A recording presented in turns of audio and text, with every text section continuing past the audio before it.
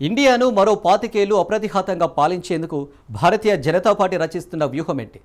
Developed ఇండియానే తన లక్ష్యం అంటున్న ప్రధానమంత్రి నరేంద్ర మోడీ తన వారసుడిని తయారు చేసుకుంటారా?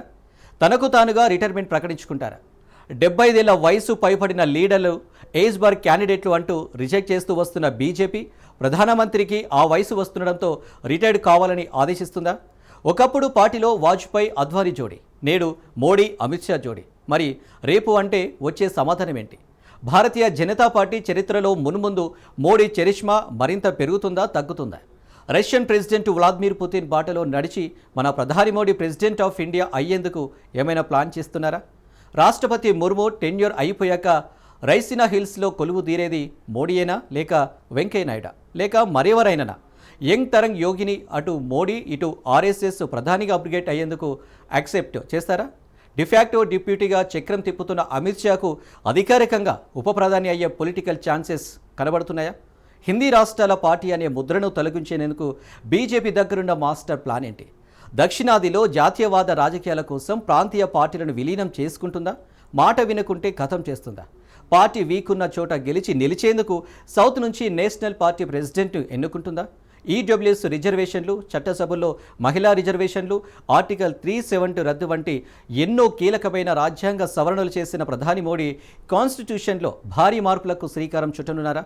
ప్రత్యర్థి ఇండియా కూటమిని దెబ్బకొట్టేందుకు చట్టసభల్లో ఓబీసీ రిజర్వేషన్లు తెరపైకి తెచ్చే అవకాశం ఉందా?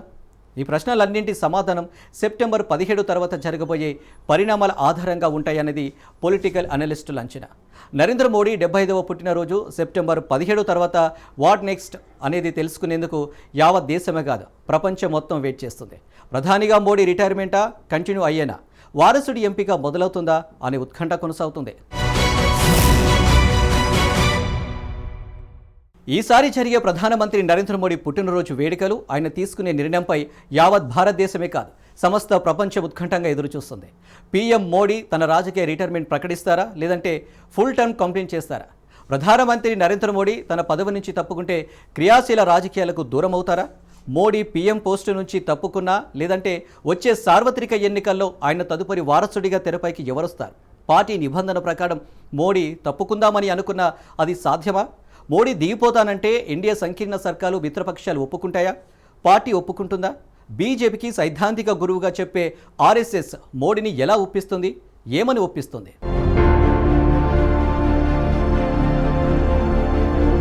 సెప్టెంబర్ 17న ప్రధానమంత్రి నరేంద్ర మోడీ 75వ వసంతులకి అడిగిడనున్నారు. భారతీయ జనతా పార్టీ సాంప్రదాయం, బీజేపీ అప్రకటిత నియమావళి అయిన 75 ఏళ్ల నిబంధన ప్రకారం క్రియాశీలక రాజకీయాలకు 75 ఏళ్ల వయసు అనేది కట్ ఆఫ్. ఈ నిబంధన ప్రకారమే నాటి మేటి బీజేపీ నాయకులైన మాజీ ఉప ప్రధాని లాల్ కృష్ణ అద్వానీ, మురళీ మనోహర్ జోషి క్రియాశీలక పదవుల నుంచి తప్పుకోవాల్సి వచ్చింది. పచ్చిగా చెప్పాలంటే తప్పించాల్సి వచ్చింది.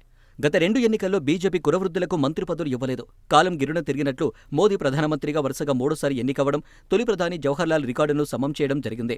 మోడీ 3వ టర్మ్ పూర్తి కాకముందుకే ఆయనకు 75 ఏళ్లు సెప్టెంబర్ 17న రానున్నాయి. దీంతో పార్టీ సాంప్రదాయం 75 ఏళ్ల నిబంధన ప్రకారం మోడీ తప్పుకుంటారా? ఫుల్ యాక్టివ్గా ఉన్న మోడీ తప్పుకుంటే ఇటు పార్టీకే కాదు, అటు దేశానికి కూడా ఆయన స్థాయికి సరితూగే నేత ఉన్నారా?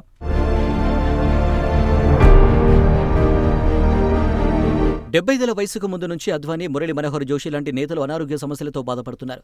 మోడీ ప్రధానమంత్రిగా ఎంట్రీ ఇచ్చే టైంలోనూ అద్వానీ, మనోహర్ జోషి, మరికొందరు నేతలు పార్టీలో తిరుగులేని నేతలుగా చలామణి అయ్యారు. పరిపాలన విషయాలు అప్పుడప్పుడే సర్దుకుంటున్న మోడీ, అమిత్ షా జోడీకి సీనియర్ల నుంచి ఎలాంటి ప్రెషర్లు లేకుండా, సెకండ్ పవర్ సెంటర్స్ లేకుండా ఉండేందుకు 75 ఏళ్ల నిబంధన తెరపైకి వచ్చిందని అప్పట్లో రాజకీయాలు పరిశీలించిన విశ్లేషకులు చెప్పే మాట. అద్వానీ, జోషి లాంటి నేతలతో పోల్చుకుంటే ప్రస్తుతానికి మోడీ పవర్ఫుల్ లీడర్గా, ఫుల్ ఫిజికల్ యాక్టివ్గా ఉన్నారు. ఈ పరిస్థితిలో మోడీని తప్పించడం, ఆయన తప్పుకోవడం అసాధ్యమనే మాట వినిపిస్తుంది.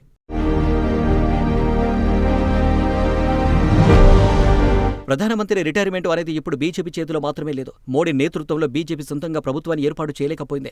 మ్యాజిక్ ఫిగర్ 273 రీచ్ కాలేకపోయింది. ఎన్డీఏ సంఖ్యారేడ ప్రభుత్వంలో మిత్రపక్షాల మద్దతు అనివార్యమైంది. Chandrababu, Telugu Desam party, Nitish Kumar, JDU party ఎన్డీఏకు పిల్లర్స్గా ఉన్నాయి. నైతికంగా పార్టీ నిబంధన 75 ఏళ్ల మార్కులైన ప్రకారం మోడీ తనకు తానుగా ప్రధానమంత్రి పదవి నుంచి తప్పుకుందామన్న సరితూగే ఆ స్థాయి ప్రత్యామ్నాయ నేత ఎవరున్నారనే చర్చ ఎన్డీఏ కూటమిలో మొదలైంది. పార్టీ నిబంధన మోడీకి వర్తించకుండా ఫుల్ టర్మ్ కొనసాగేలా అటు బీజేపీలోని నేతలు, ఎన్డీఏ కూటమి నాయకులు కూడా ట్రై చేస్తున్నారు. ఆయన పూర్తి స్థాయిలో 5 ఏళ్లు కొనసాగి తన వారసుడిని తదుపరి ప్రకటిస్తారా, లేదంటే తప్పుకొని వారసుడి వేట మొదలు పెడతారా అనేది కొన్ని రోజుల్లో స్పష్టత వచ్చే అవకాశం ఉంది. తొలి ప్రధానమంత్రి నెహ్రూ వరుసగా 3 సార్లు ఎన్నికైన నిబంధనలను సమం చేసిన మోడీ, నెహ్రూ 16 ఏళ్లకు పైబడి పాలించిన రికార్డును బ్రేక్ చేయాలంటే ఈసారి పూర్తిగా టర్మ్ ఎంజాయ్ చేయాలి. అంతేకాదు మరోసారి ఎన్నిక కావాల్సి ఉంటుంది. దేశాన్ని అత్యధిక కాలం పాలించిన నేతగా మోడీకి రికార్డు ఉండాలని ఆయన అభిమానులు కోరుకుంటున్నారు.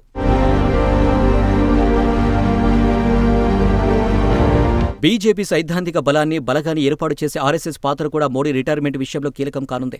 2014లో మోడీని ప్రమోట్ చేయడంలో అటు బీజేపీ, ఇటు మాతృ సంస్థ ఆర్ఎస్ఎస్ ఎంతలా శక్తియుక్తులు కూడగట్టి ప్రధానమంత్రి పీఠంపై కూర్చోబెట్టాయో చరిత్ర గమనిస్తే తెలిసే సత్యం. పార్టీలో అడ్డగోడల్ని చీల్చుకుంటూ ప్రత్యర్థి పార్టీపై విరుచుకుపడుతూ మోడీ, బీజేపీ, ఆర్ఎస్ఎస్ విజయం సాధించి అనుకున్న లక్ష్యాన్ని సాధించాయి. 3 టర్ములు ప్రధానమంత్రిగా నరేంద్ర మోడీ కొనసాగుతున్నారు. బీజేపీలో ఆర్ఎస్ఎస్లో నిబంధనలకు, సిద్ధాంతాలకు వ్యతిరేకంగా వ్యక్తి పూజ మొదలైంది అనేది మనసులో మాట. మోడీ తర్వాత ఎవరు అనే ఆలోచన ఊహకందకుండా పోయింది. అయితే మారుతున్న కాలానికి అనుగుణంగా పార్టీని మరింత పటిష్టపరిచి తదుపరి నాయకత్వాన్ని తయారు చేసే బాధ్యత బీజేపీ సీనియర్లపై, ముఖ్యంగా మోడీ, అమిత్ షా జోడిపై, ఆ ద్వయానికి వెన్నుదన్నుగా నిలుస్తున్న రక్షణ మంత్రి రాజ్నాథ్ సింగ్ తదితరులపై, ఆర్ఎస్ఎస్ అగ్రనాయకత్వంపై ఉంది. ఇప్పుడు కాకుండా మరికొన్నేళ్లకు అయినా ప్రధానమంత్రికి వయసురీత్యా మోడీకి విశ్రాంతి ఇవ్వాల్సి ఉంటుందనేది నిజం. ఆయన తదుపరి వారసుడు ఎవరు అనేది, ఎంపిక అనేది పార్టీకి, ఆర్ఎస్ఎస్కు కత్తి మీద సాము లాంటిదే. మేరునగ ధీరుడిగా ఎదిగిన మోడీ ముందు ఇప్పుడు ఎవరిని ఊహించుకున్నా చిన్న వ్యక్తిలాగే కనిపిస్తారనడం అతిశయోక్తి కాదు. ఇప్పటి నుంచే యువ నాయకత్వాన్ని ప్రొజెక్ట్ చేస్తే అటు పార్టీలో, ఇటు ప్రజల్లో మోడీ వారసుడిగా సరిపోతారా లేదా అనేది తెలుస్తుంది.